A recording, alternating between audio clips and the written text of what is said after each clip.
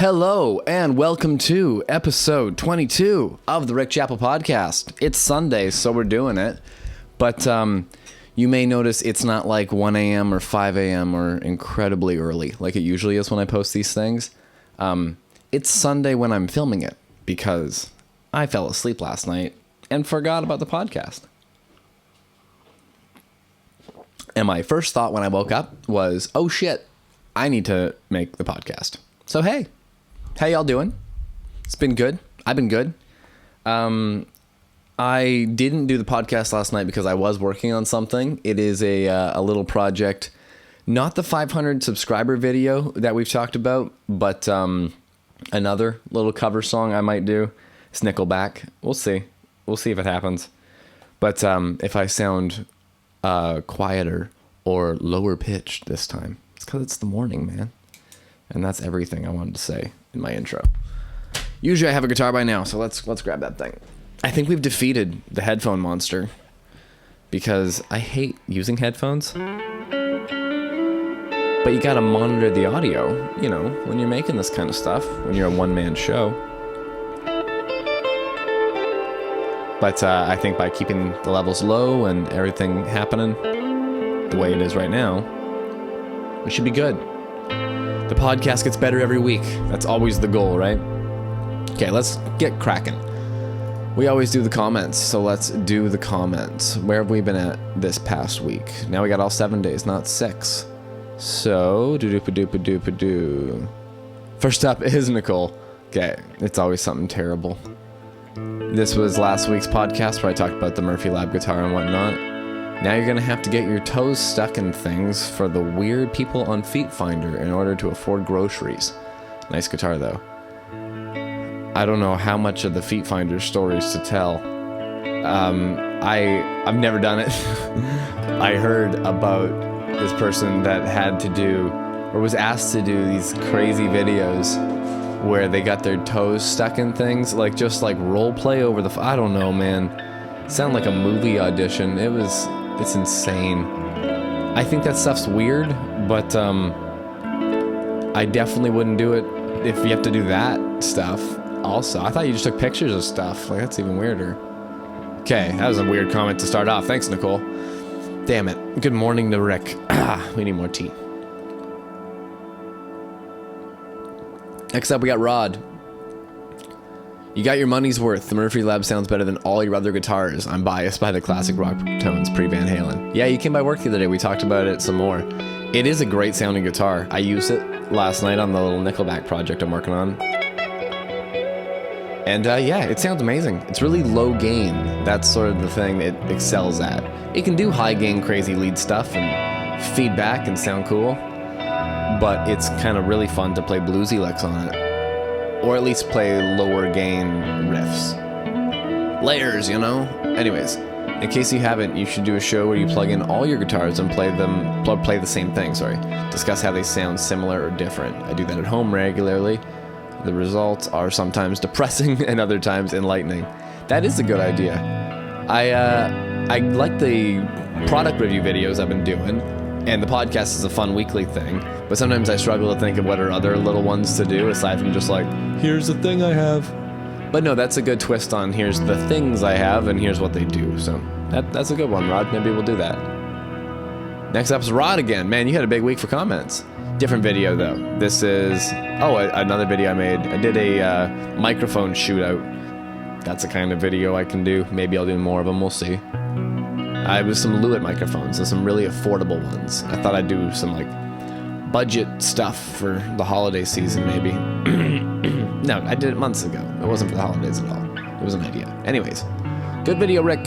I bought the 440 for miking acoustic guitars and podcast vocals. Oh, look at that. Quickly went back to using my old Shure 87A. Oh yeah, an 87A is amazing, dude. It's great. Less high-end metallic sound, and the 87A seems to hide some of my bad room sound. Yeah, it's probably a little more direct, you know. The Lewitt was decent. Don't get me wrong. I'm not putting down that microphone, especially for the price. That's what I've been talking about the whole time. But it's definitely a brighter microphone. Both of them, from what I remember. And they're kind of more condenser style, you know, where they get a little more room in it. Even tried the 440 on my amp cabs. That would probably be not bad. Went back to using 57s and a 906. Yeah, the 57 is the sound, man. Now I want to try a Lewitt MPT 440. Hopefully I can rent one. Oh yeah, that was like the better one I think I used in my review, because there was two. I used the more affordable one and the higher end one. They're both good, and the better one sounded better. It's crazy how that works. Okay, more tea, and then another comment. Actually, no, I need water. What am I doing? I'm gonna get like a headache. I already have a headache from chugging caffeine all morning.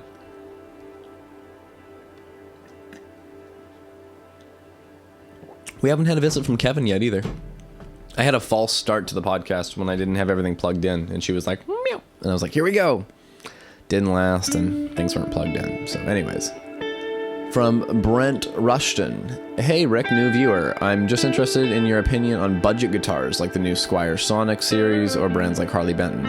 I love using guitars like these as mod platforms and are generally what I'm reaching for when gigging as well. Rock on heavy metal horns. It's a great question. I don't own any of those kinds of things, frankly, myself. I have some like older Ibanez's and sort of things that you got for around that budget used when I was growing up that I kind of hung on to. Hello, Kevin. But yeah, don't have any of those. The ones I've played though at work, they've come and gone, have been pretty great. For the buck, they're fantastic. And like you say, as a mod platform, there you go. Like if you just want to try a bunch of pickups and you only have one guitar and you kind of like the pickups in it, well, go buy a Harley Benton in a shape you've always wanted. Throw a ton of different pickups in it or whatever, learn how to modify, do whatever you're doing, and just learn stuff. A lot of those guitars also, like, don't get me wrong, they're shaped like a guitar. If you want to build a guitar, it's already done. The last, 10% or 15% maybe, however, the fit and finish is where all of the joy, frankly, hello, other cat, Nookie, what are you doing? Comes from when you're playing it. All the joy comes from like the polish, let's call it. And frankly, you can polish guitars yourself. You can work on the fret ends and work on the fret levels if they need it. Like I said, change out the electronics or whatever. Take a very cheap Explorer copy from China, whether it's a Harley Benton or AliExpress or whatever it is, and yeah, make yourself a great guitar. But if you expect to open the box and get a great guitar, you're going to be like, why is my hand bleeding? It's sharp there, like some of that stuff happens. But as a mod I think you're exactly right, basically, is what I'm trying to say. I agree with you pretty much. As a mod platform, or for like gigging, when they're going to get whacked around if you're touring or something, yeah, take a cheap guitar, man. Why not? Next up is a comment on the IR2 review. That was a good one. It is Ruby Rose Crowns is your name on YouTube, but I know you in real life, you're another customer, man. All these people are customers. Just has been waiting on this one. Hell yeah. Hell yeah. I have to sneeze. I'm sorry I ruined your shout out, Lucas. I'm just gonna get a tissue. It's a very real show I do here,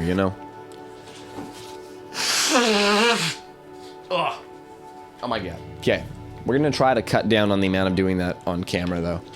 Next up is, okay, here's why I started doing the little Nickelback video the other night. Or not video, so far it's just audio, but maybe I'll make a video. Somebody just commented, just one word, awesome. And that someone was Steven Chappell 2366. Yeah, he commented that on my Burn to the Ground cover, the good old hard rockin' Nickelback. But I kind of want to do a cover of Look at this photograph. Actually, you know what? Here, I can play you a little chunk of it, I bet. Can I? Will it? I just started it the other night. I don't know if you can hear me too well. There we go. I just started this the other night.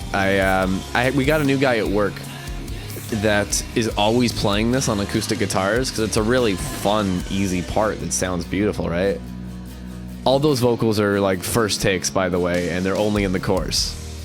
So it's in progress, Last night I re-recorded all the acoustic guitars to make them better. Let me turn it down a little bit more. because I did a rough draft of it just to see if I could do it, like how I could get the sounds. And I just DI'd my acoustic guitar, and I was like, there we go, EQ, EQ, EQ, reverb, compress. It's missing some of the magic.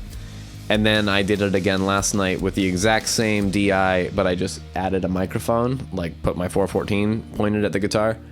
And yeah, now it sounds amazing, I think. So I'll re-sing all the vocals, but like here at the very end, you'll hear just the acoustic guitars I'm trying to brag about. And I also need to do the bass. There's no bass in this. Oh, I thought it was over. Okay. I don't have the world's best playback system just yet for timing these things. Like I said, I don't have a crew. You need a crew to make a great podcast. Anyways, here's the acoustic sound.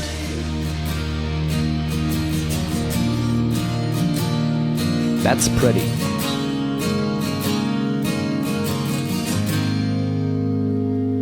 That is 3 layers of my Gibson J45, all DI and a microphone with a little blend on them, you know?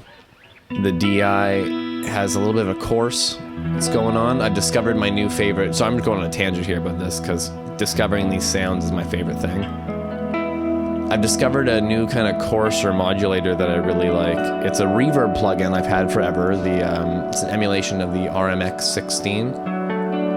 And I've used it for reverb and this non-linear reverb sounds forever. But I discovered it has a chorus sound in it too, like a full-on just no reverb, just a chorus. And it sounds amazing. It's kind of that high-end polish, like here, Cameron, I'll show you a photograph again. Like I said, the vocals need to be redone. But imagine these are sung in tune. There's just one lead and one backup, and it sounds like the big layers of kind of high-end vocal. Do it. Come on. Well, it was just playing. See?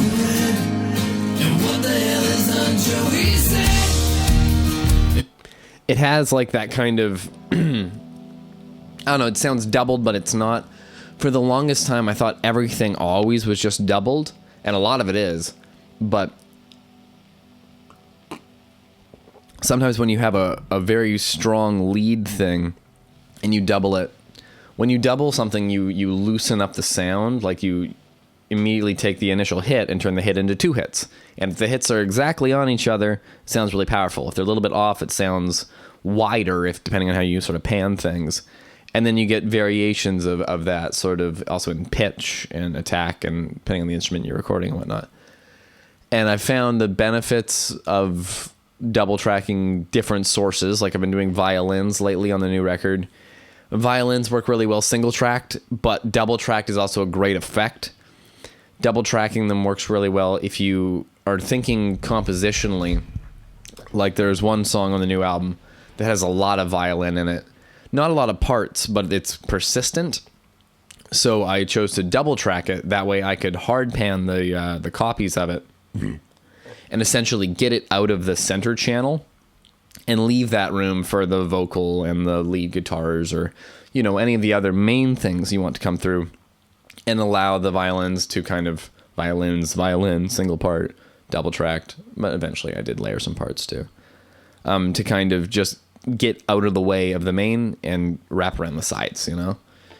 And that is why I did the same thing with acoustic guitars. That's my long tangent about modulation and trying to get Nickelback sounds. Sorry, that was a whole thing. I think I was explaining why... Oh, I was explaining why double tracking's great. But then lately, I've been trying to single track some things, but you miss out on the width when you single track things. So a stereo course plugin is a great thing to sprinkle in for taste, is what I'm trying to say. Anyways, because that guy said just one word, awesome, I went off on that whole tangent and also recorded Photograph. Or started recording Photograph. So that's how my brain works sometimes. Next up, another comment. On the IR2 review again, the video did well. It's doing really well so far. How is it with bass? Didn't use it with bass.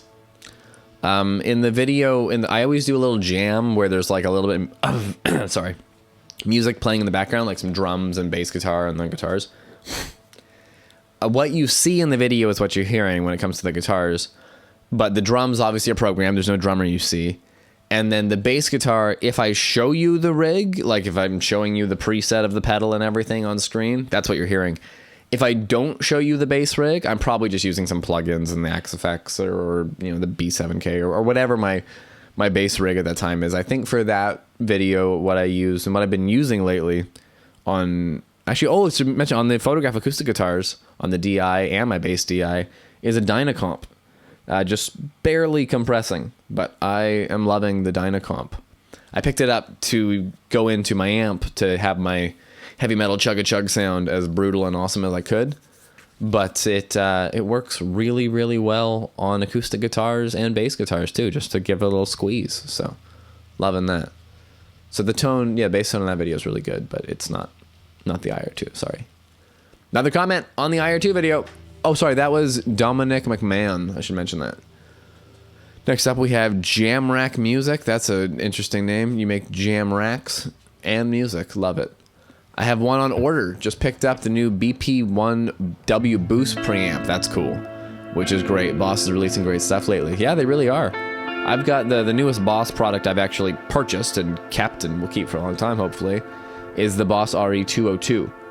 I had a tape echo clone when I was growing up, like the 201 clone, whatever. It was the last time they made a tape echo, and it was like the 2-pedal one, and it sucked. To be honest, it sounded great. All the echo in it was amazing, and the delay was great, but I didn't really know what I was doing, so I would crank up the gain and whatnot. And when you did that, it was a very noisy pedal.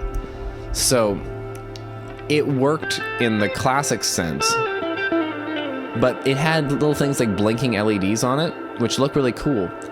But when you cranked up the gain and the saturation, because it features saturation and whatnot, you could hear all of the noise, like all the lights. Like there was one that would go across to show you the tape head, and you'd hear it go.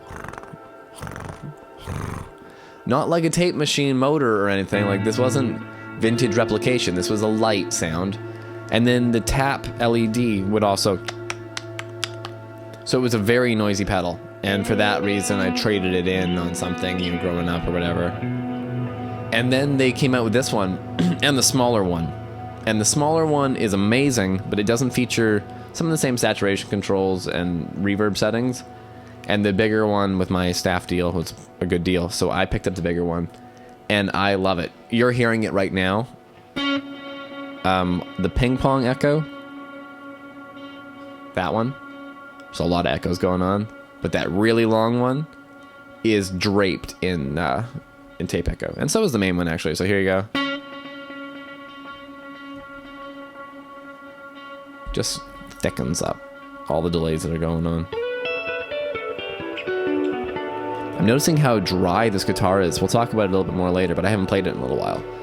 The podcast is a great opportunity to grab a guitar I feel like playing, but I'm not recording much or anything right now, Anyways, you got the BP1 booster. That thing looks really cool, and that would pair really well with the IR2, honestly. The IR2 is an all-digital amp thing, and adding a very analog style preamp to it, great idea. Next up is the last one, and it's a simple one. It is just from Kabam Marihuano. Nice review, friend, and that's on the IR200. That's the big brother of the IR2. And it's interesting, I did that review a long time ago, and it didn't really get much traction. And now that the IR2 is out, the IR2 is getting way more traction, and the IR2 is getting a little sprinkled down. The IR200 is just a bigger version of it, so it's better. It does more things, it has more options. Basically just a lot more presets, that's the big one. And with that, let's check comments off the list. What else should we talk about this week? What have I been working on? I have been working on the 500 subscriber videos, because we hit that. Last week on the podcast was our 500 celebration, where I just said yay. And this week we're already at 520, so we are on the rise. Thank you, folks. That said, the video is not done yet. I have to film a couple little bits of it, but the audio is out of my hands right now. So I've sent it off for mastering, because I've also decided that I will release this song on like Apple Music and Spotify and streaming services and whatnot. So it will take a little bit longer, but be better and accessible. So that'll be cool. And I'm going to try to put some effort into the video, you know, really make it a thing. I will bug my mastering guy today, though, and see if he can deliver anything, hopefully this week or early next week. But I will get on my part of that, too. I need to make artwork for that, though, also. Oh, my gosh. When you put things out on multiple platforms, all of a sudden you have to, like, write down the lyrics on stuff, and it adds to the workload of just hitting record and having fun, you know? Sucks. Doesn't suck. It's the best job ever. Anyways, it's not my job. I don't get paid for it. Oh! Well, I do get paid for it because I got... there's a new app called the app is for DistroKid, the service I use to put things on. Apple Music, Spotify, streaming services, like that. And they finally came out with an app, and you can see your stats and all those things. But you can see your earnings in there, too. And I have made $50 in the past 3 years, I think. So thanks. We're on our way to monetizing YouTube, though, so eventually these guitars will start getting paid for, you know? The next thing I want to talk about is the best free thing that has entered my life this week. And that is the new Grand Theft Auto Vice City remaster that is free if you have Netflix. I don't quite understand it. Netflix has games now. It seems like a weird move, but I'm not against it because they're giving me Grand Theft Auto for free. You can download GTA 3, Vice City, and San Andreas as apps on your phone or iPad or whatever. Totally free if you just sign into Netflix when you open them up. It feels like you're, gonna lose your password or something. No, it's legit. And then if you have like a PlayStation controller or an Xbox controller that has Bluetooth on it, which I happen to have one, you can just play Grand Theft Auto. So I am like halfway through Vice City. This morning I actually woke up, laid in bed, played Vice City, thought about the podcast, and got farther than I did when I was like 9 years old when I was playing it growing up. Because I have a story to tell about Grand Theft Auto and this trilogy of 3 games that everybody seems to just lump into one, memory of childhood. I don't. So Grand Theft Auto 3 came out. I was very young. I don't remember how old. But I was allowed to play it at my dad's house. We had the PlayStation 2 and it was awesome. And my dad played it a bunch. My uncle played it a bunch. We all played it. I would steal cars and run over people and have a great time and shoot the guns. It's a fun game. And then Vice City came out, and I remember getting that one. Like, basically, like, Grand Theft Auto 3 is around while my consciousness is forming. And Vice City, I remember opening and being like, these graphics look like real life. And it's a great memory of me and my dad, And then I played the crap out of it. That was a major game. Between that and Gran Turismo 2, and then Need for Speed Underground 2. Eventually I got into that one. But those were the games of my life from what I remember from 0, essentially, till like 10 years old. And then when I was 10, some stuff happened. My dad passed away, and I went to live with my mom. And I could play all the games I had. There was not a problem with that. She didn't take away a game. But San Andreas came out like right away. Like I feel like it was just a month or two after, maybe. And I really wanted to play San Andreas. I was like, oh, the new one's out. Here we go. It's my favorite game, and there's a new one. All my friends got it. And my mom was like, absolutely not. You can do all kinds of bad things to people in the game. You can't play that. And I was like, I'm not going to say that I'm playing it right now because I have the last one, and you'll take it away, probably, actually, if I say anything. But damn it. So for that reason, I played it at friends' houses here and there, here and there growing up, but you don't get to play the story mode or whatever and, play Grand Theft Auto. And San Andreas is such a huge game, so I missed out on that one, and I don't have any of the nostalgia glasses for it that everybody else seems to, but Vice City I do. So I am so stoked to be playing that one again. When GTA 4 came out, I wasn't allowed that one either, actually. And by that time, I was much older. And then by the time 5 came out, I was buying my own things. So I bought GTA 5. Wow, Kevin's going bananas. And GTA 5 I played a bunch. But GTA 5, ironically, is set where San Andreas is, like in that city. And everybody had the nostalgia glasses, and I was like, this is a cool new game. I don't recognize any of the streets or any of the old houses or anything or any references. So that was all over my head. But the new one that's finally been announced, GTA 6, coming in like a decade, feels like, is in Vice City. So here we go, man. It's gonna be my time. It's my odd gap generations nostalgia. So that's how much I want to talk about Vice City, man. It's a great game where, yeah, you can do terrible things. And I just got the helicopters and everything again in my mansion. And, oh, it's a great game, man. Grand Theft Autos are amazing. Okay, we should talk about this guitar a little bit. I always talk about a guitar on the podcast, and we're almost halfway there. This is doesn't feel like mine sometimes. It's an old friend of mine's. It was his before I bought it from him anyways. 2013 model. It's a early 2013, late 2012 Gibson Firebird. At this time, Gibson Firebirds were legitimate Firebirds, and I can say that straight-faced, with meaning all the specs are in line with what they should be. Not that any of the other ones are bad or wrong, but it's got tuners on it that are banjo styled. They're the locking kind though that are really cool. It's got the full-on many piece body and neck. It's not a set, studio or a set or anything like that. It's I bashed the headstock. It is amazing. My friend, okay, how convoluted can I make this story for you guys? Good Lord. The girl I went to high school with, who became best friends. I then played in a band with her now husband. I was gonna record his band this week. We'll talk about that later. That's not happening. But they were gonna talk about them this week, I guess, on the podcast a fair amount. Her dad, this was his guitar. I played in band with him as well. Bands, actually, I should say plural, over the years too. And this was always one I loved. And then one day I was at work and he brought this in to trade in on a Les Paul. And I was like, no.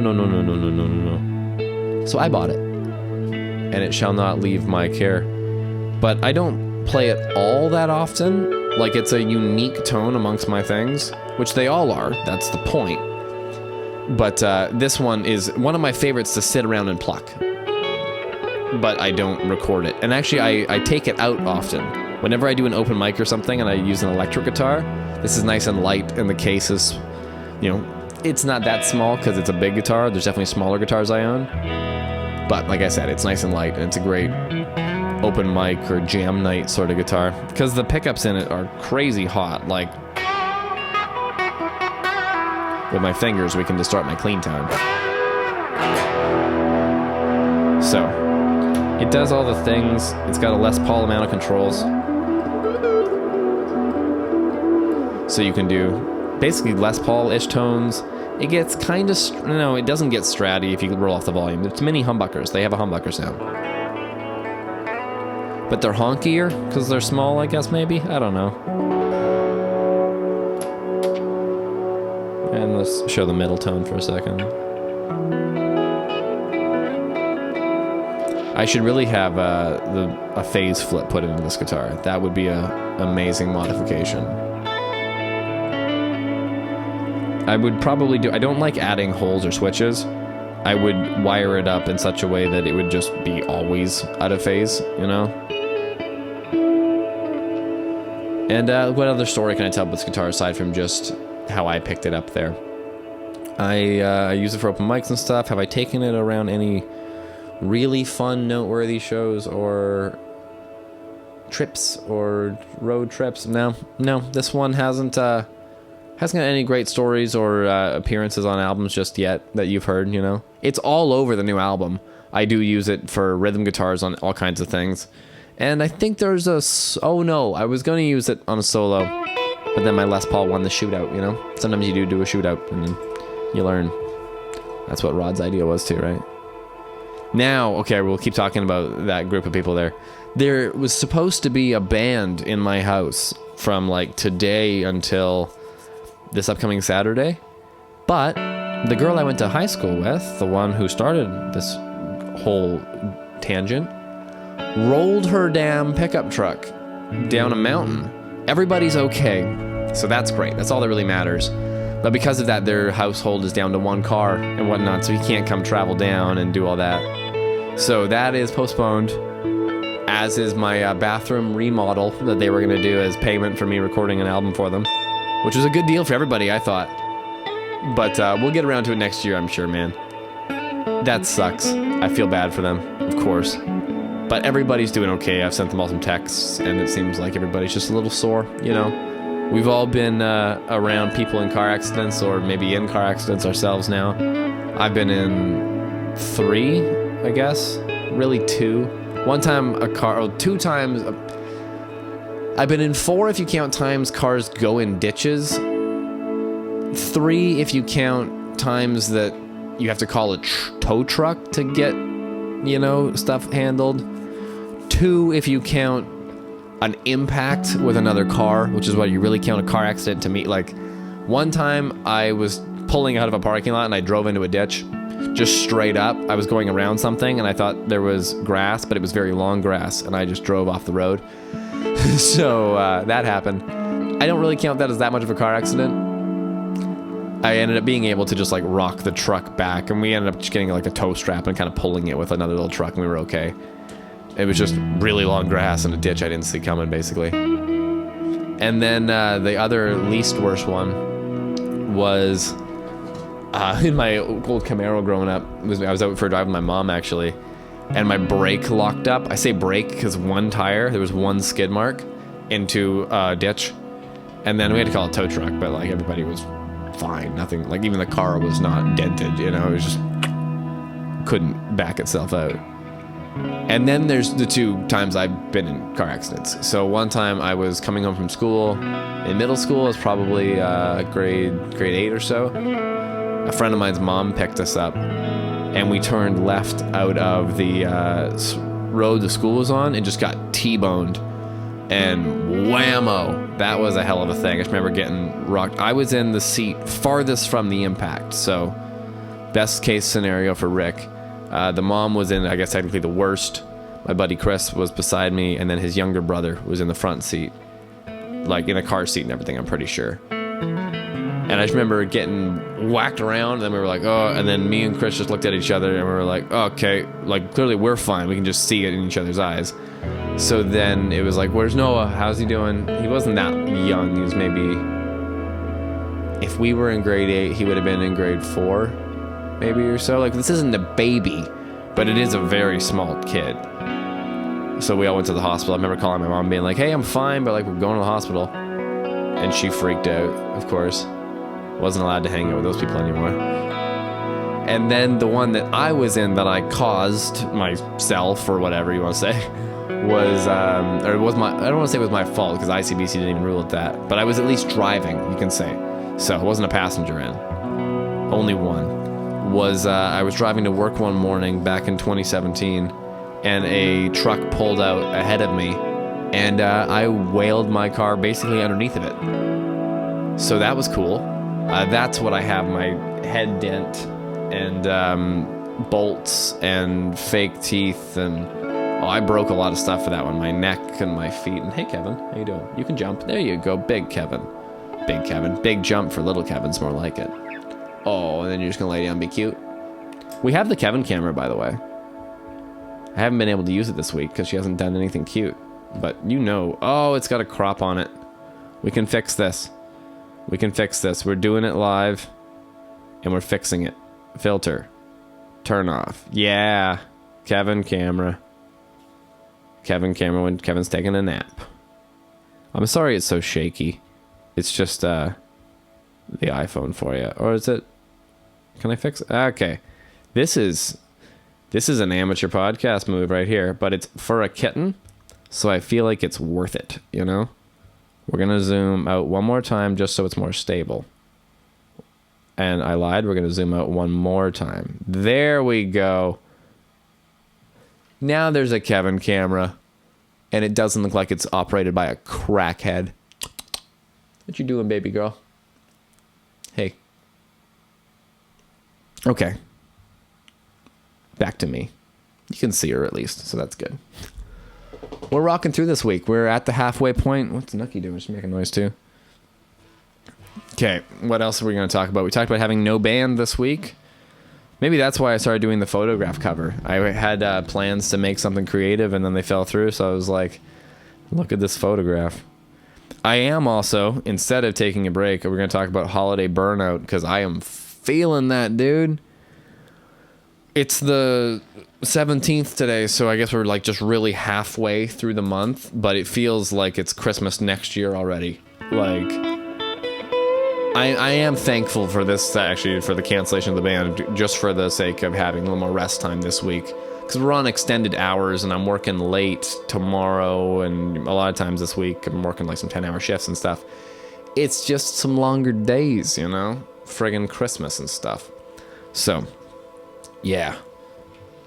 Anyways, there's not that much to talk about holiday burnout. I do have, speaking of holiday burnout, I have holiday plans for the podcast maybe. Next week will be our Christmas episode, just by schedule's sake. And by that I mean whatever happens makes it the Christmas episode. But I'm thinking, like, should I do anything? Do I have any plans? And I'd like to do like a year-end wrap-up and maybe just throw it in the podcast. That could be fun. We'll see if I have time to find all the videos and download clips and edit a big thing together. But hey, something Christmas this way comes, I promise. You can't see, but down there is a cat, and up there is Kevin staring at the other cat. Oh, and now she's by my feet. You have food, you have water, everything's fine. You know what, we'll take the half, usually at the halfway mark, I take 5. We're going to take 5 and see what this cat needs. And I will be back in 1 second to resume episode 22 of the Chappell podcast. Where's the break? That one.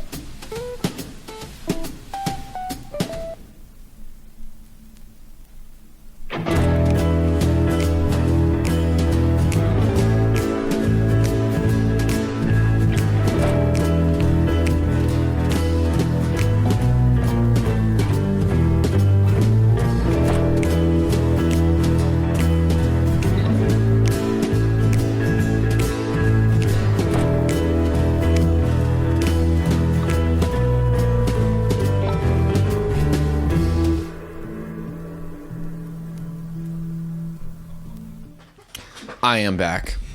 Hopefully you never left.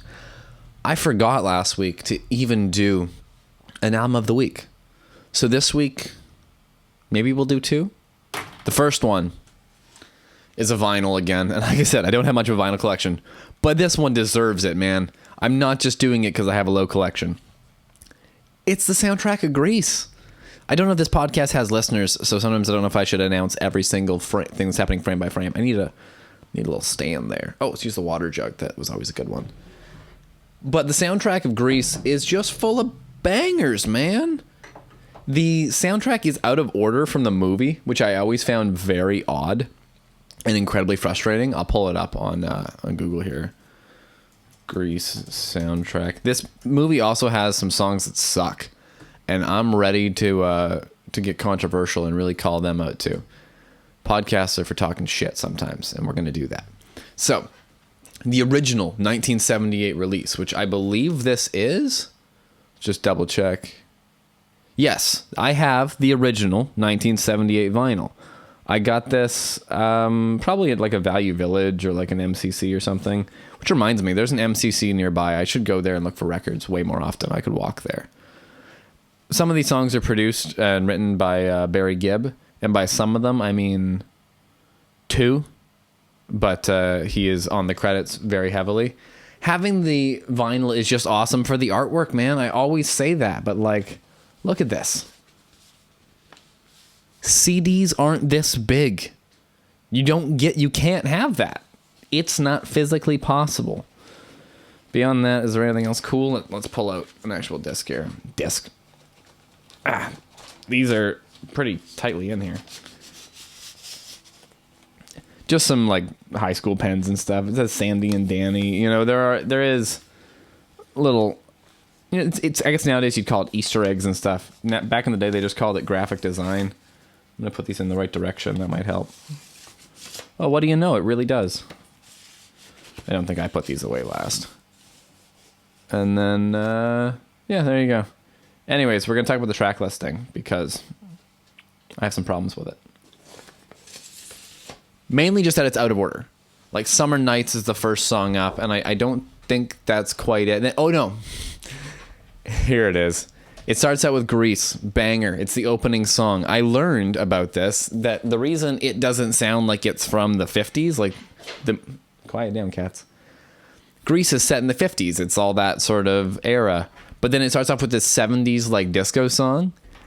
In the musical and in the original sort of Broadway versions, the opening scene is the high school reunion of Grease, and it's set in the 70s, and then they flash back and all of Grease happens in like a flashback scene. So that's essentially the opening cartoon credits are that high school reunion-esque 70s thing. So that's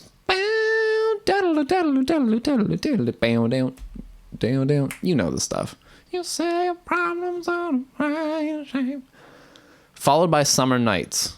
10 out of 10 banger. Nights. Like ba-doop, ba-doop, ba-doop, ba-doop. That's what makes you beautiful. That's another song. Like it has inspired generations, the song Summer Nights. But then track 3 comes. And track 3 is not the third song you hear in the film or anything like that. It's fucking Hopelessly Devoted to You, which is not even a part of Grease.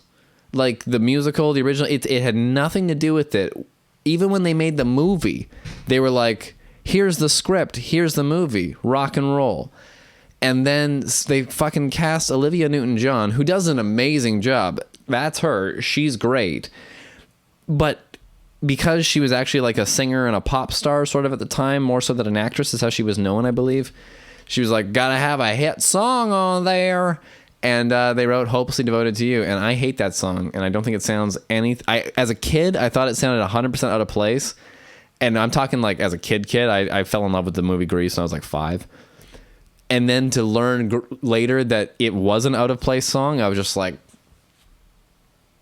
I'm right. Followed by You're the One That I Want. Banger. Absolute banger. Sandy is next. Okay. I mean, I guess they're just doing an up and down thing for side 1. But see how we're all over the place in terms of like movie too? Very confusing for a child. Because side 2 starts with Beauty School Dropout. That's way at the end. They're just... You'll see that they're kind of lumping some things together by hits, but like... Beauty School Dropout? Put it at the end of this, man. I forgot the piano was plugged in. Look at Me, I'm Sandra D. Classic. So many things a 5-year-old doesn't understand in that song. Greased Lightning, the song that 5-year-old boys do want to hear, especially this one. It's Raining on Prom Night. Meh. Alone at the Drive-In. That's a tearjerker for you. And Blue Moon, a beautifully gentle song that is interrupted in the movie by somebody showing their butt. So that's great. Thus concludes side 2. Side 3, Rock and Roll is here. Now we're into like the dance scene, so it's all the dance songs, which are pretty cool. Rock and roll is here to stay. That's a great one. Those magic changes, I don't remember that. Wow, my voice just took a crap because my brain did too. Those Magic Changes is next, and I don't remember that song. I got excited because I read Hound Dog, and that's a banger. We all know Hound Dog. Hound Dog is followed by Born to Hand Jive. I used to know when you watch the movie, you learn the hand jive because it's very simple. But the song too is Born to Hand job, baby. It's great. Tears on My Pillow. Don't remember. Oh, I do remember that one. I couldn't sing it, but I remember it. Oh, hey, Kev. Are you going to peek over Grease? That'd be really cute. Merp, merp. Next is the song Mooning. I don't remember that. Maybe I'm confusing part of it with Blue Moon, but I remember Blue Moon. Then side 4. This is the grand finale. There are 24 tracks on this, by the way. On the CD, you only get 12. So, like I've been saying, guys, vinyl can be fun. Oh, sleepy kitten. It's still the morning for her, too, guys. It's always the morning when you're a kitten. Freddie, My Love. Don't remember that. Rock and Roll Party Queen. Nothing. Wow. You can tell when I get excited.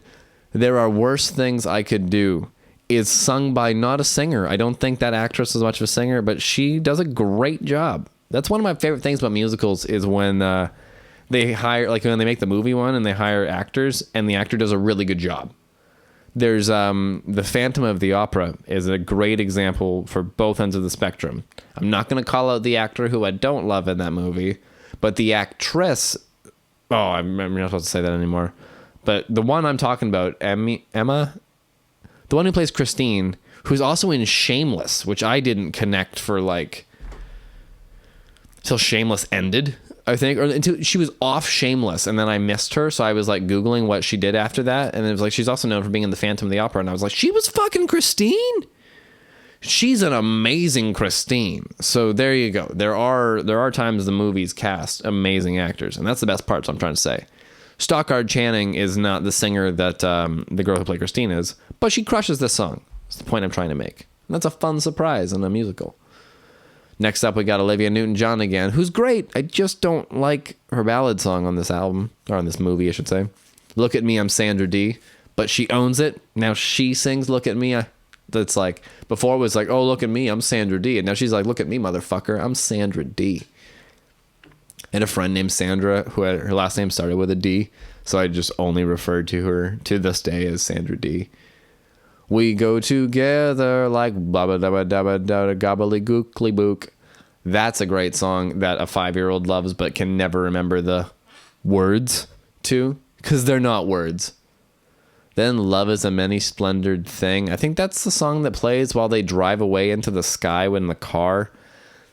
It's such a confusing end to the movie. It's like they died on the drive home or something. I don't understand the metaphor, and we're going to Google it right now. Why do they drive into the sky in Greece? They're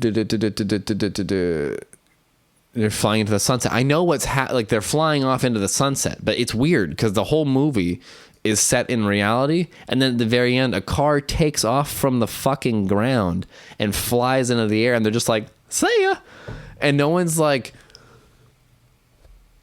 ooh. So, okay. Why and how? Popular theory is Sandy is dead from the beginning. No, that doesn't make sense. We saw the whole movie. Stories we see in someone's recollection, so they added a fantastic ending. Okay, that makes sense. But again, it's kind of weird. Second possibility. I'm looking for some reality here. Flying cars are normal in the universe? No, because they had a race. Someone would have pulled that off. They would have won. What's this theory that Sandy's been dead the whole time? That sounds like one that's a good enough rabbit hole. The strange case is finally explained. That's the kind of headline that'll make Rick click. That could be a segment of this podcast. What makes Rick click? We could do what makes Rick tick. It's just kittens and caffeine. Okay, why does it end with a flying car? This is the mystery we're going to solve on the podcast this week together, folks. The rest of the movie's pretty normal. Yeah, nothing out of the ordinary happens, especially something like a flying car. This is what I've been saying. Sandy dies. Okay, the entire movie is a fantasy while she is in a coma? Oh, like she's just like, I didn't get to go to my grad year, so in her head, that's her grad year, including people being really shitty to her. It's an accurate fantasy, but it's an odd one.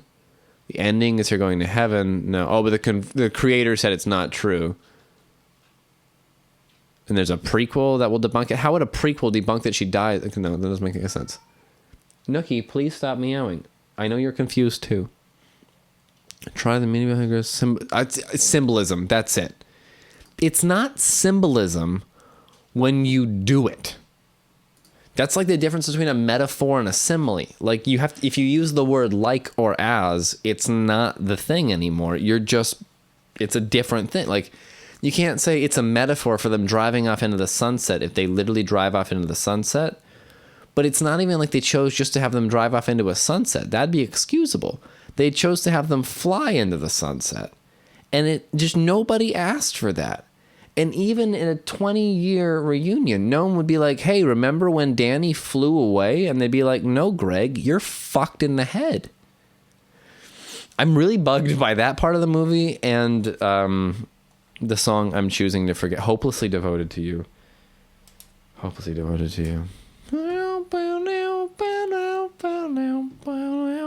But now there's nowhere to hide. It's a one-note song too, which Taylor Swift can do, but I don't know. Back in the 80s, I expected more.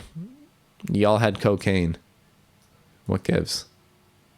Or better cocaine. I don't know. I shouldn't talk about that, I guess. Okay, the Boss IR2 demo is one more thing I was going to talk about this week. We're getting into the end. I posted it, is what I'm trying to say, and it's done well. So sometimes I just brag about analytics here on my small little YouTube channel. It has 700 views so far. So in 3 days, that's like I don't know if it's a record, but it's definitely better than the podcast does. Let's put it that way. So we're on our way, man. We've hit the 520 mark now with subscribers. Hopefully I'll get the video out before we hit 600. But hopefully it will take a 3-week delay from the time I get the audio in my hands till it is on YouTube, because I will launch it on YouTube when I can release it on streaming as well. So when I get the master track, I will put it onto streaming. There is a delay in that process, and I will time YouTube to go with it, essentially. But that just means we are longer than I would like away. But hey, these things happen to try to do your best, you know? The next goal, I'm just going to be so super open about the goals in this podcast and how fast or slow we hit them, is to make money on YouTube, man. Like if I'm going to make these videos, I don't think it's going to pay any mortgages or anything, but some people make money on this stuff and they tell you what numbers you have to hit to even qualify. So the next milestone I have to hit is 3,000 hours of my content needs to be watched in 365 days. Which sounds like a lot, and I'm only at 1,200 right now, so we're at halfway, you could call it. But to get right into the analytics here, which everybody loves, I'm sure, in the last 90 days for me has been 1,000 of those hours. Like we are on a swing, you know? So if all that goes to plan, we'll hit the 3,000 mark, and then the next milestone we have to hit is 1,000 subscribers and 4,000 hours. But if we've done 20 in a week, I'm sure we'll hit another 500 in less than the first decade it took me to hit the first 500. I started this channel, I guess, when I was in like high school, but I didn't start regularly posting until, I didn't start posting really at all that much until 2017, 2018. Then I post like a song here or there, covers or whatever. And then in 2019, I think I turned it up. And then now, obviously, with the gear reviews, it seems like they're catching on, and the podcast is weekly. So we have a real YouTube channel, boys and goyles, and we're getting there. And a sleepy kitten, who I wish you could see a little bit more. So we're going to lower the album. Yeah. Sleepy kitten. She's going to cuddle me when I get home from work today, I bet. Like pretty hard, because she's not been cuddling me lately. And it like charges up. Like she's not the most affectionate kitten. But when she feels like it, it's just magnets. And it's the cutest thing. So, we have, do we have time? I have to go to work, but we've cracked the hour on the other podcast, and I did have a second album of the week planned. So, let's talk about another album.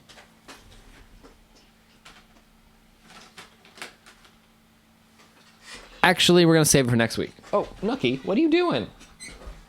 Get out of here. Wow. We shit talk CDs enough this week. We're not going to talk about a CD just yet. Next week we'll do Christmas, and then maybe I'll talk about the CD I had planned. I have a bigger CD collection than I do a vinyl collection. When I was growing up, CDs were more of a thing, so I actually had a few. Let's bring back the guitar, and let's wrap it up.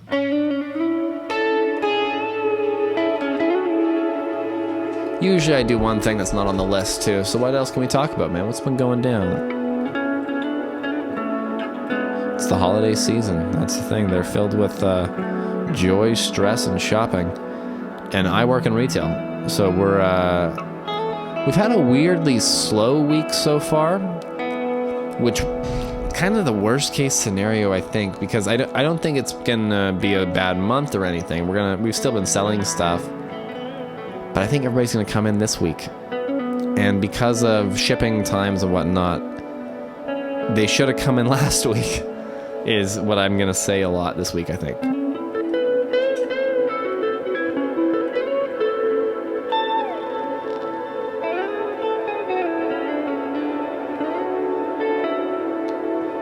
We have some cool guitars at work I could talk about. One of them has like an Evertune. It's a 7-string. It makes me fall in love with it.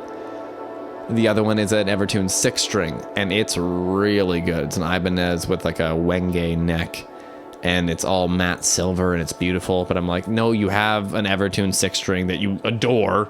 It's the freaking Famous Stormbender, and then I have the Strat for doing Strat things. Between those two guitars, all the bases are covered. This thing's a crazy heavy metal machine, for sure. But so is the Stormbender, to be fair. And if at any point in that I thought the Stormbender wouldn't cut it, I do have the Evertune 7-string Cannibalismo too. So that thing will go chug-a-chug for sure. The Solar V, I've done one podcast with it. Maybe I might play it next week because it's red, so it looks Christmassy, even though it's splattered in blood. It has a really unique, I was going to say unique, but it's not. I was going to say the neck carve on it's really good, but it's similar to the neck carve on my Dean Dave Mustaine V. I think it's the same. Wow, my words are getting so twisted. Podcast is nearing an end. It's the same factory, I think, in Indonesia that made the Dean Dave Mustaine V back in the day. And they did a great job on both of those instruments, the Dean and the Solar. Being a 7-string, it is bigger, so it's not as comfy as this 6-string we have at work that is just so fun to play. But hey, it's for heavy metal, and heavy metal can use 7 strings. They're fun. Anyways, with that revelation that 7 strings are heavy, we will wrap up episode 22 of the Rick Chappell podcast. I think this is the episode we finally defeated the headphone demons. They're not that bad. I hope there was no weird ringing or anything going on. I didn't notice any at the time. I think we've solved all the issues. So, hey, it only took the entire first year of doing a podcast. Next week we'll do a wrap-up maybe. Merry holiday. Happy that if you've already celebrated that thing you do. I don't know. The calendar's confusing. It's busy. I will see you all next week. Click on another video if it's available right now, or just like and subscribe and leave a comment. I'll read it next week. See you guys.